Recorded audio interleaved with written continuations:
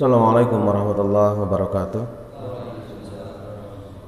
Alhamdulillah allazi anzala sakinata fi qulubil mu'minin liyazdadu imanan ma'a imanihim.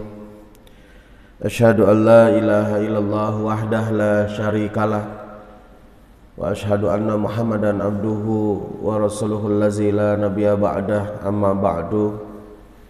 Wa qala Allah ta'ala fil Qur'anil Karim, a'udzu billahi minasyaitonir rajim. Ya ayyuhallazina amanu taqullaha haqqa tuqatih wa la tamutunna illa wa antum muslimun. Ikhwatul iman jamaah Masjid Panorama, insyaallah nanti di pertemuan-pertemuan selanjutnya kita akan sesuai dengan yang kita rencanakan, kita akan membahas beberapa keterangan Rasulullah di dalam hadis Bulughul Maram. Namun ini untuk awal saja, karena kalau kajian Bulughul Maram itu coraknya memang fikihnya sangat kental, sangat kuat begitu. Saya akan coba membahas satu tema dulu hari ini. Ini sebagai awalan saja, bahwa nanti di kemudian hari, di minggu-minggu berikutnya, para ikhwatul iman bisa menyikapi titik singgung perbedaan itu secara positif, begitu maksudnya. Jadi kita jadikan ilmu, perbedaan itu harus dijadikan ilmu. Jadi ilmu itu tidak harus sama, berbeda pun juga itu adalah bagian dari ilmu. Nah, saya akan coba masuk di beberapa masalah. Ini tidak mengurut persoalannya, hanya ngambil secara kasuistik saja. Kita akan coba memahami bagaimana corak perbedaan di dalam memahami kefikihan itu. Tentu saja itu dengan berbagai macam sudut keilmuan, pemahaman, dan tentu saja latar belakang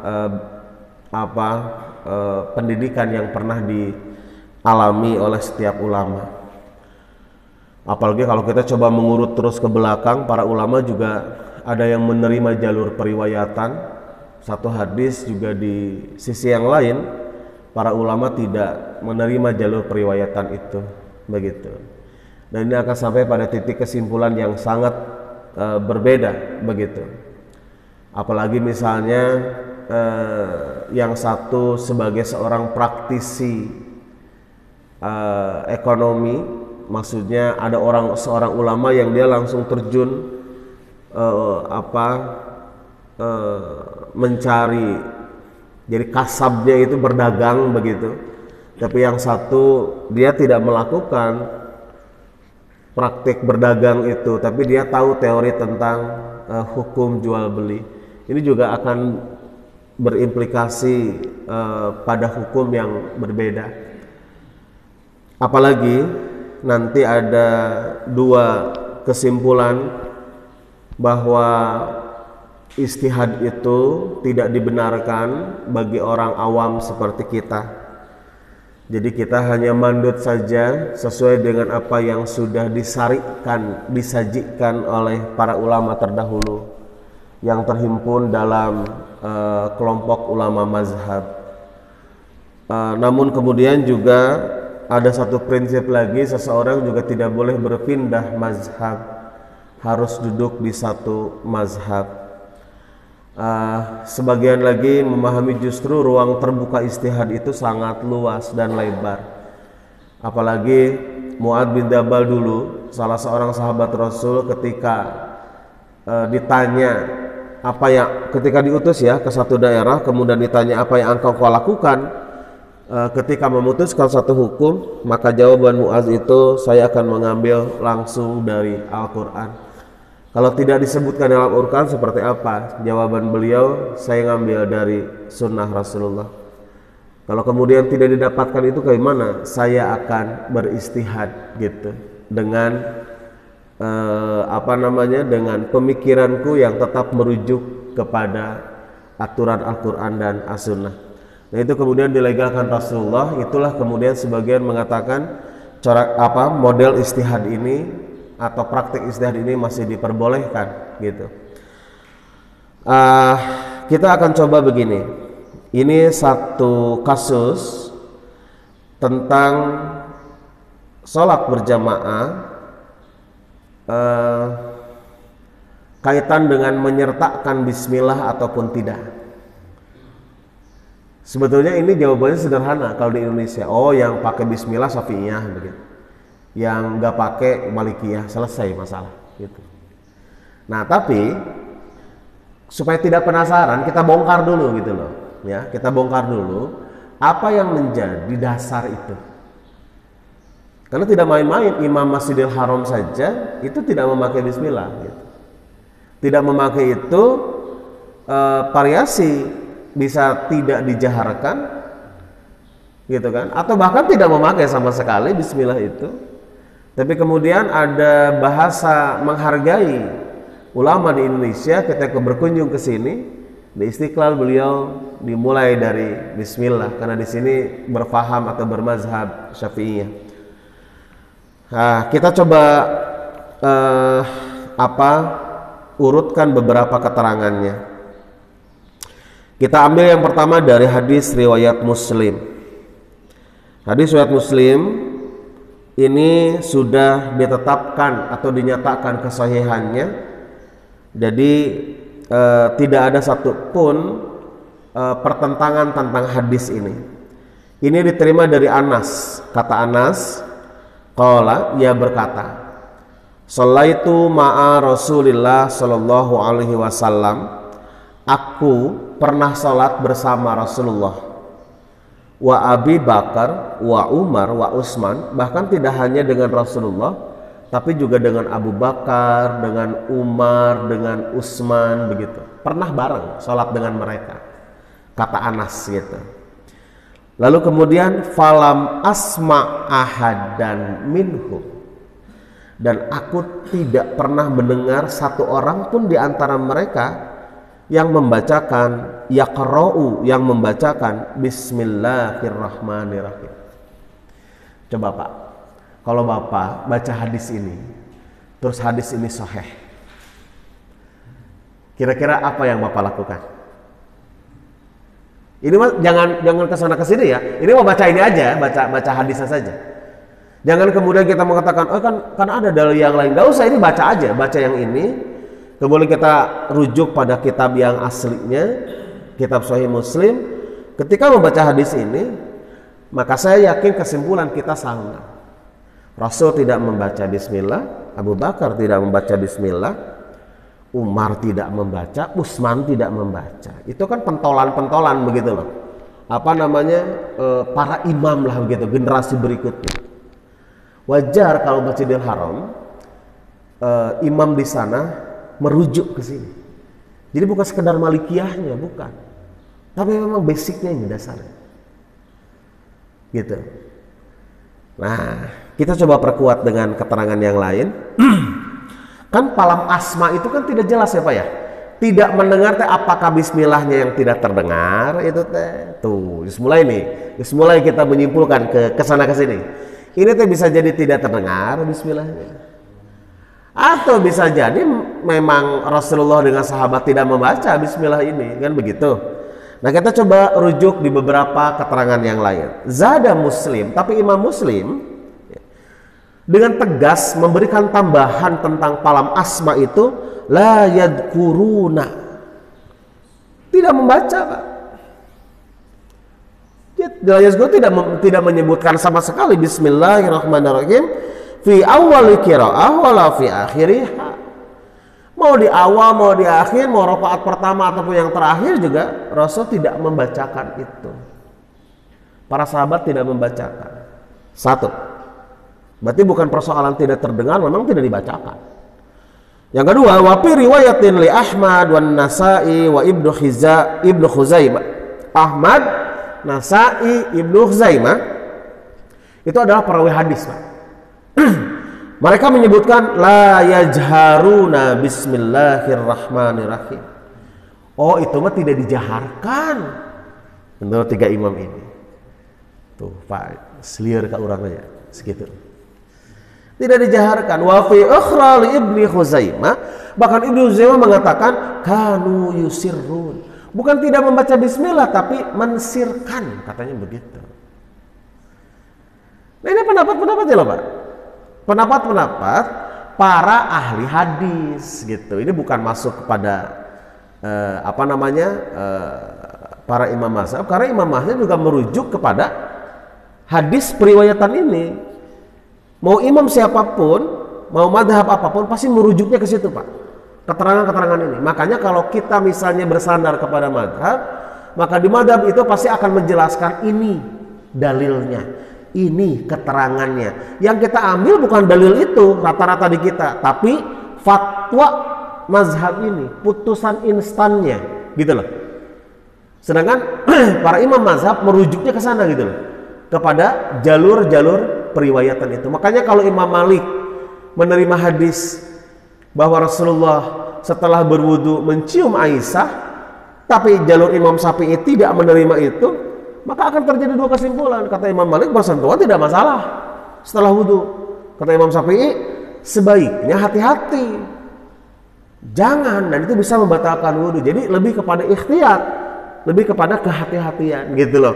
Makanya ini yang harus kita bijak itu di sini gitu loh maksudnya. Karena para imam itu bukan mengambil kesimpulan gegabah. Artinya bukan mengatakan Imam Syafi'i bodoh, tidak tahu hadis, bukan begitu maksudnya. Karena bisa jadi tidak menerima jalur itu gitu. Nah, kita kembali kepada ini. Dalam riwayat yang lain, di dalam hadis Imam Tabrani dalam kitab Mu'jamul Kabir, Al-Mu'jamul Kabir, hadis dari Ibnu Abbas. Kata Ibnu Abbas begini, ini sahabat yang lain berarti kan, tadi kan Anas, sekarang Ibnu Abbas. Karena Rasulullah idza qara'a, Rasulullah SAW apabila membaca Bismillahirrahmanirrahim ketika berjamaah, maksudnya kita akan membaca Al-Fatihah, hazi'a minhul musyrikun, orang-orang musyrik itu memperolok-olokkan. Cek orang Sunda mah ngalelewe. Rasul membaca bismillahnya keras, diperolok-olokkan oleh orang musyrik. Apa yang jadi masalah? Kan biasanya Pak kalau orang memperolok-olokkan itu ada ininya Pak, ada sebabnya. Wa qalu, kata mereka orang musyrik, Muhammadun yazkuru ilahal yamamah, Muhammad suka menyebut-nyebut Tuhannya Yamamah. Yamamah itu adalah Musailamah Al-Kadzab. Karena kan Rasulullah waktu itu sebagai nabi, tapi di samping Rasulullah hadir nabi palsu. Luar biasa kan? Makanya pernah saya sampaikan di sini, Rasul pernah diuji oleh orang Yahudi, oleh orang Nasrani, oleh ahlu kitab tentang kebenaran risalahnya. Ya sama seperti kita lah Pak. Kalau hari ini ada yang mengaku apa begitu sebagai sosok imam apa, kita kan pasti nggak akan percaya dulu. Sama dulu juga. Makanya Rasulullah mendapatkan ujian itu, dan ternyata yang paling konsisten, yang paling meresap kepada hati, masuk akal, membuat ketenangan hati, ya Rasulullah. Sedangkan Musailamah Al-Kadzab dalam sirah itu terbunuh pada masa Rasulullah masih ada saat itu. Jadi mati lah begitu. Nah katanya, kenapa begitu? Wa kana Musailamah yatasammar Rahman. Kata Musailamah, Tuhannya Yamamah itu adalah Ar-Rahman, Pak. Jadi kalau Rasul mengatakan Bismillahirrahman, wih itu lihat katanya, Nabi kamu itu nabi palsu. Buktinya dia menyebut-nyebut namanya Tuhannya Yamamah gitu. Jadi dia diperolok-olokkan. Makanya kan dalam Islam begini Pak, jangan kita menghina mereka yang bukan muslim. Jangan kita hina Tuhan mereka. Jangan kita hina keyakinan mereka. Menghina loh Pak ini. Karena yang jadi masalah adalah mereka akan stick balik Pak, menghina Tuhan kita. Makanya kan Rasul itu begitu. Padahal Rasul kan tidak menyebutkan, tidak menghina, tapi memang kalimat itu adalah kalimat dari Allah dan Rasulnya. Sehingga falamma nazalat hadhil ayah, maka ketika turun ayat ini, umira Rasulullah sallallahu alaihi wasallam alla yajharu biha. Nah, ini kata Ibnu Abbas mah, Rasulullah diperintahkan untuk tidak menjaharkan. Nah, hadis ini berarti Rasul bukan tidak membaca, tapi kemudian dipelankan suaranya. Coba gabungkan dengan hadis Muslim, Pak. Wajar kalau Anas mengatakan falam asma. Berarti kalau falam asma tidak terdengar ya, bukan berarti falam yakro gitu, atau falam akro, falam yakro, Rasul tidak membaca begitu, bukan begitu, tapi falam asma, saya tidak mendengar. Nah, coba kita baca satu hadis lagi. Nah, ini dari riwayat Bukhari, Pak. Ini semakin membingungkan nanti. Dari Qatadah. Dari Qatadah begini. Su'ila Anas tuh. Nanyanya ke Anas lagi, Pak. Anas yang tadi mengatakan falam asma tadi itu loh, Pak. Dalam riwayat Bukhari ada sahabat lain, Qatadah, dia nanya ke Asma. Kata Qatadah begini, kaifa kanat qiraatun Nabi? Anas, kira-kira menurut Anda bagaimana bacaan Al-Fatihahnya Rasulullah? Faqala, Anas dengan lantang mengatakan kanat maddan. Bacaannya panjang banget katanya. Seperti mempertegas begitu. Sehingga tsumma qara'a bismillahirrahmanirrahim. Rasul itu membaca bismillah ketika membaca Al-Fatihah. Ya muddu bismillah. Bismillahnya dipanjangkan, Pak. Bismillah panjang. Jadi memakai madnya mad arid lisukun begitulah. Bukan matobi lagi yang dibaca. Wa yamuddu birrahman, ar-rahmannya juga sama dipanjangkan. Wa yamuddu birrahim, ar-rahim juga sama dipanjangkan. Nah, kalau sudah ada tiga keterangan ini, maka mulai dari sini berperan ilmu-ilmu yang lain, ilmu hadisnya, ilmu usul fikihnya, begitu. Kemudian balagoh dan manteknya, semua berperan untuk menyimpulkan ini. Kita ambil sebagian saja ya, dari sisi keilmuan bagaimana memahami ini. Kita coba pahami, Pak. Riwayat Muslim, Anas menyampaikan falam asma. Dan kita tidak tahu maksud falam asma ini, karena kata muslimah lam yadkurun, tidak disebutkan. Kata Ibnu Huzaimah la yajharun, tidak dijaharkan.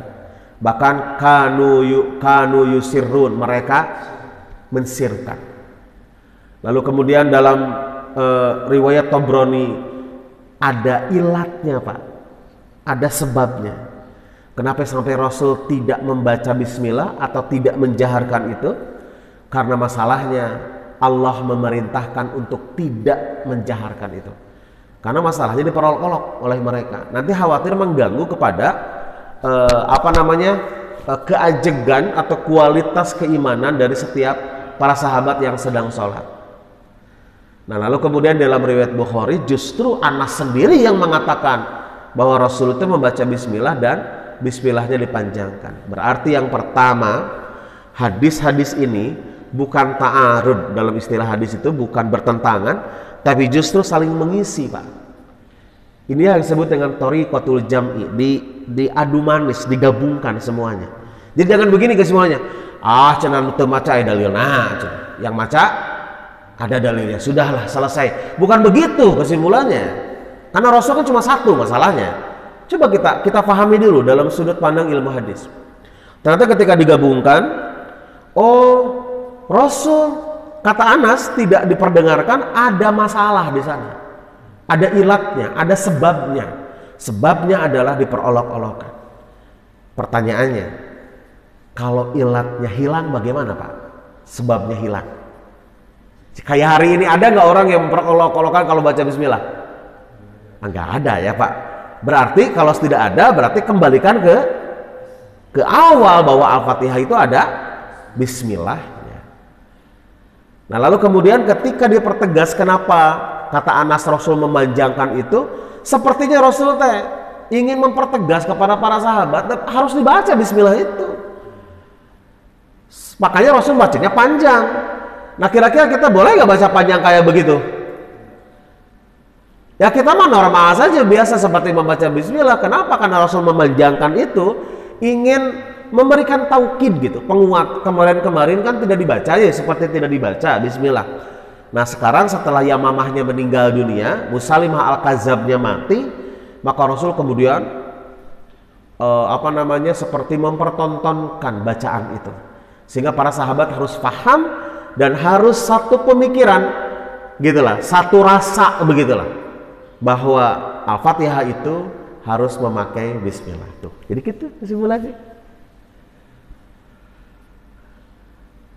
Nah tiba-tiba di antara kita ada yang tidak baca bismillah. Nah dengan kesimpulan yang tadi seolah-olah menggeser pendapat itu. Nah maksud saya ini satu contoh bahwa ketika memahami nanti ya ketika di Bulughul Maram, karena kan di Bulughul Maram itu yang kita kaji itu bukan fikih saya tapi fikihnya Ibnu Hajar. Jadi saya sedang menjelaskan fikihnya Ibnu Hajar gitu loh, bukan fikihnya saya, begitu maksudnya. Makanya nanti kalau sebagian disimpulkan, oh ini hadisnya itu dhaif ini, dan ini hadisnya sahih, tapi kemudian Ibnu Hajar mengkolaborasi, menggabungkan semuanya. Kayak misalnya Pak, mencuci bejana karena dijilat anjing. Nah itu kan kesimpulan umum, pokoknya harus dengan tanah kan Pak semuanya itu. Nanti merembet kalau menjilatnya pada kaki kita, maka kita juga sama ngambil tanah digosok-gosok begitu. Tapi ternyata Ibnu Hajar dalam Bulughul Maram itu menjelaskan tidak ke situ gitu loh. Itu pun juga kepada bejananya juga kalau bejana yang basah begitu. Jadi airnya dibuang, bejananya dicuci 7 kali dengan tanah. Tapi kata menjilat yang kering tidak ada arahnya ke situ. Jadi ke situ nanti kesimpulannya Pak. Maka kalau menjilat kita jadi dibasuh saja seperti biasa begitu. Tidak ada kemudian kaitan harus mencuci 7 kali. Nah inilah persoalan yang seperti ini yang maksud saya nanti kajian tentang Bulughul Maram ini harus dijadikan sebagai wawasan yang positif. Dijadikan sebagai informasi bahwa berbeda itu adalah sebagai bagian dari khazanah keislaman atau tambahan keilmuan bagi kita.